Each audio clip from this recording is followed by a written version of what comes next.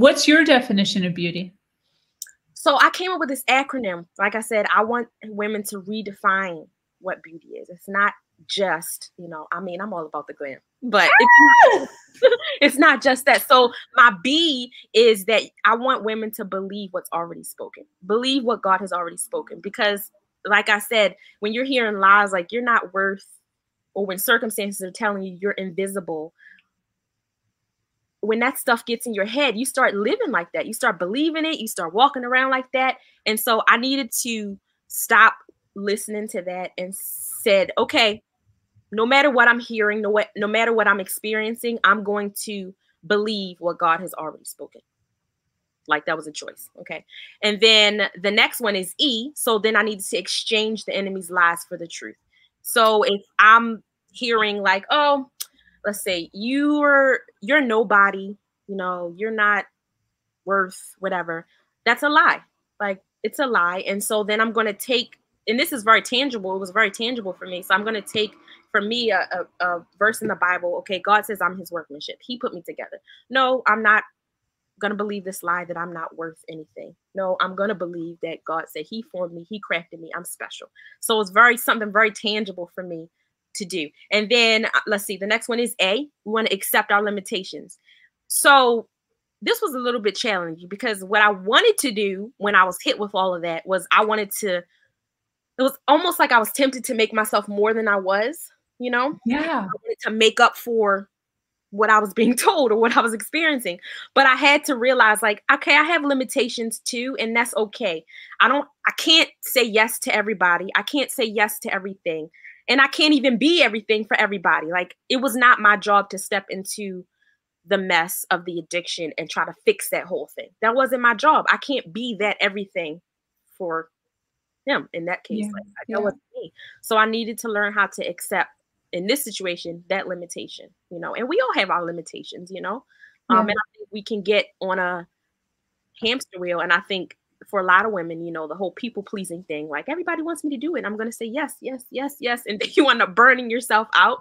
I think part of that is because we don't want to accept the fact that we have limitations because we feel like it makes us less than. Yeah.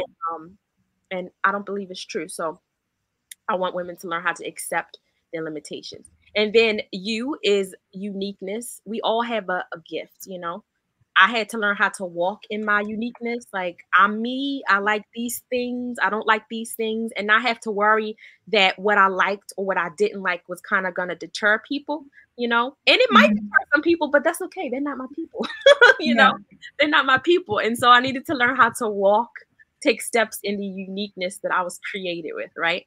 Yep. And T, I'm going to trust the process. So with this journey, you don't just wake up and find yourself in the middle of, trauma in the middle. I mean, sometimes you do, but a lot of times it's kind of a gradual process, like things that you didn't see. And a lot of times it's just one moment that kind of like explodes everything. And with the healing process, I think a lot of women, we expect it to be overnight. Like, okay, I realize what's happening, and then I'm gonna wake up. And we put a lot of pressure on ourselves. Like, why don't I feel better?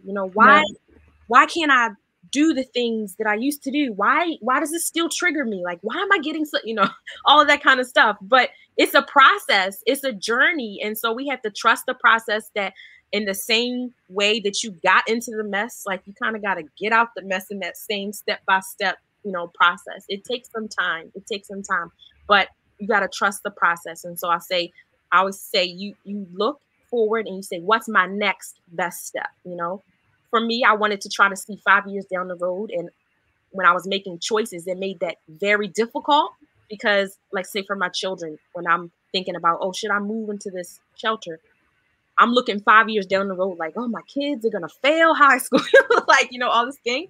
Yeah. But I had to think, like, what is my next best step? One step at a time. So trust the process, look at what your next best step is, and then take that step, right? Yeah. And then last, say yes to the best. So for a lot of us, we can be tempted to say yes to the good and not the best. And when I was living in my situation, good for me was maintaining. I can maintain this. I can live in survival mode. That's good. You know, everybody's going to be together. Yeah, I might be a little bit uncomfortable, but I can do this. You know, I can do this. But was that the best thing for me? You know, so I had to make a choice between the good and between the best. And I want women to say yes to the best. And so that's kind of how I put together beauty. Let's redefine it. Let's, you know, let's not get rid of our other definitions, but let's redefine it to include some more things. Absolutely. Absolutely. Is that what you teach? Yes.